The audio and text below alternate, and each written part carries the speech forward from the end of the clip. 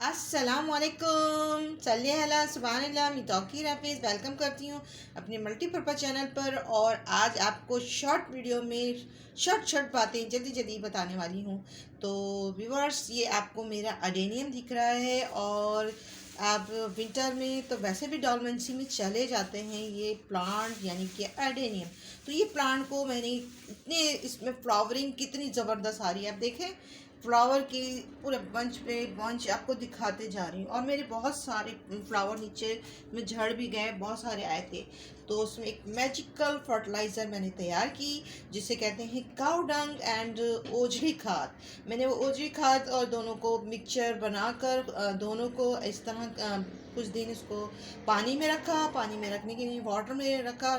रखने के बाद उसमें मैंने थोड़ा सा जो है डाइल्यूट कर लिया। डाइल्यूट करने के बाद व्यूअर्स उसमें इसको स्प्रे भी करती थी। और यहाँ पर देखिए इतने सारे दिख रहे होंगे कॉर्डन के, आपको ये रॉक्स से दिख रहे होंगे। तो ये मैंने इधर देखें, ये मैंने इसमें डाल दिया।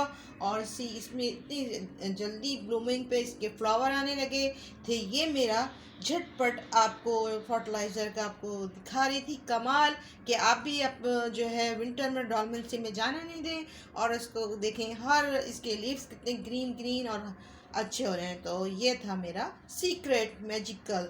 तो आई होप आपको पसंद आया हो, तो इसे लाइक करना, शेयर करना, सब्सक्राइब करना। अल्लाह हाफ़िज़, बाय बाय, टेक केयर।